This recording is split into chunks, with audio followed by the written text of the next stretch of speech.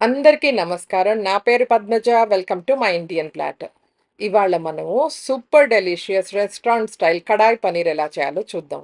ఈ రెసిపీ కొంచెం మీకు ఎలాబరేట్ అనిపించినా, నాతో పాటు స్టెప్ బై స్టెప్ ఫాలో అయ్యారంటే end result will be amazing అండి. It is really worth it. And it's my guarantee that this dish will be better than any other restaurant.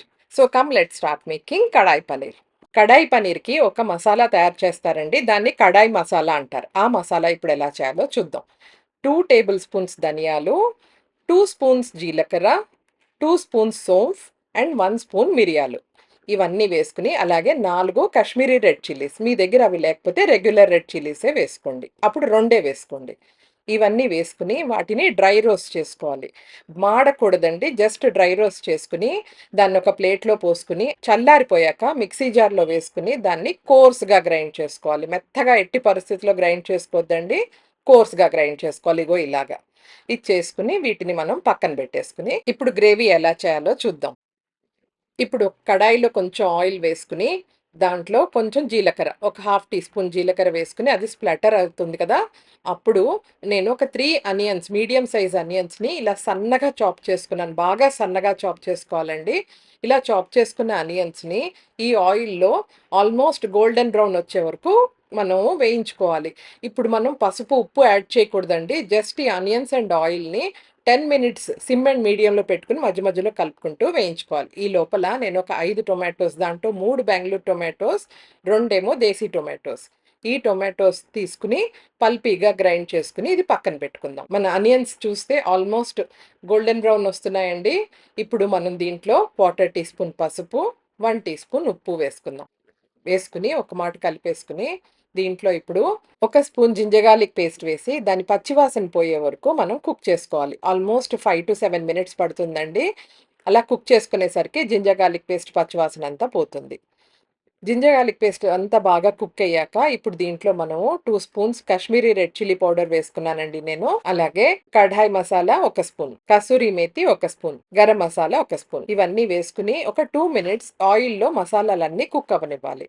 ఇవన్నీ cook అయ్యాక టొమాటోస్‌ని మనం పల్పీగా గ్రైండ్ చేసుకున్నాం కదా! ఆ టొమాటో పల్ప్‌ని ఇప్పుడు మనం దీంట్లో యాడ్ చేసుకోవాలి. టొమాటోస్‌ని ప్యూరీ కింద చేసుకోవద్దండి. స్మూత్ పేస్ట్ కింద కాకుండా పల్పీగా గ్రైండ్ చేసుకోవాలి.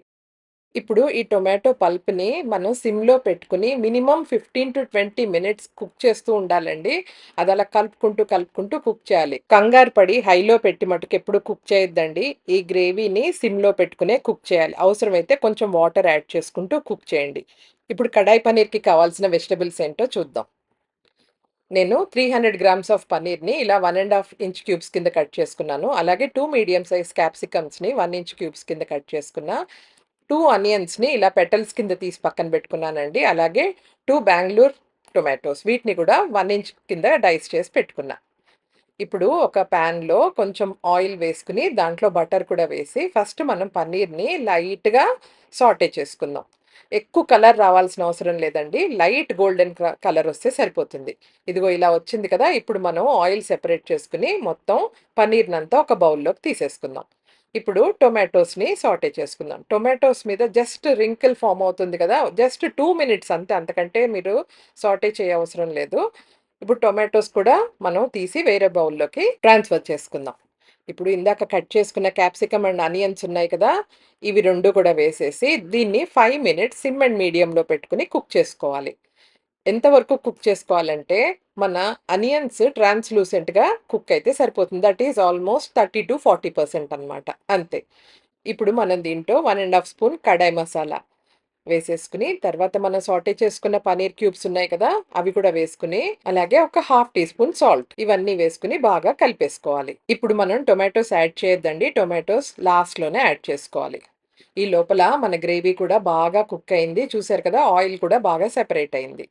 ఇప్పుడు నేను ఒక 2 టేబుల్ స్పూన్స్ కాజు అండ్ తర్బూజా సీడ్స్ పేస్ట్ వేసి ఒక 5 మినిట్స్ ఈ గ్రేవీలో కుక్ అవ్వనివ్వాలి. ఈ పేస్ట్ వేయడం మూలాన టొమాటోస్‌లో ఉండే ట్యాంగీనెస్ తగ్గి గ్రేవీకి ఒక మంచి కమ్మదనం వస్తుందనమాట. సో, ఒక 5 మినిట్స్ అయ్యేసరికి చూసారు కదా! గ్రేవీ బాగా కుక్ అయిపోయింది. ఇప్పుడు మనం సాటే చేసుకున్న వెజిటబుల్స్ ఉన్నాయి కదా! ఆ వెజిటబుల్స్ అన్నీ ఈ గ్రేవీలో వేసేసి, ఇప్పుడు ఇంకొక 5 మినిట్స్ కుక్ అవ్వనివ్వాలి. దాంతోటి గ్రేవీ ఫ్లేవర్స్ అంతా ఈ వెజిటబుల్స్‌కి పడుతుంది. 5 మినిట్స్ అయిందండి. ఇప్పుడు మనం ఇందాక సాటే చేసుకొని పక్కన పెట్టుకున్నాం గదా! ఆ టొమాటోస్ వేసి, అలాగే ఒక table spoon fresh milk cream అది కూడా వేసి ఒక 2 మినిట్స్ కుక్ అవ్వనివ్వాలి. అలాగే దింపే ముందర కొంచెం కసూరి మేతి కూడా వేసుకొని దింపారంటే మన కడాయి పన్నీర్ రెడీ. దీన్ని ఇప్పుడు మనం ప్లేట్ చేసుకుందాం. ఇలా ఒక సర్వింగ్ డిష్‌లో మొత్తం సర్వ్ చేసేసుకొని, పైన జింజర్ జూలియన్స్ తోటి గనక మనం గార్నిష్ చేసుకున్నామంటే, రెస్టారెంట్స్‌లో సర్వ్ చేసే కడాయి పన్నీర్ కూడా ఇలాగే ఉంటుందండి.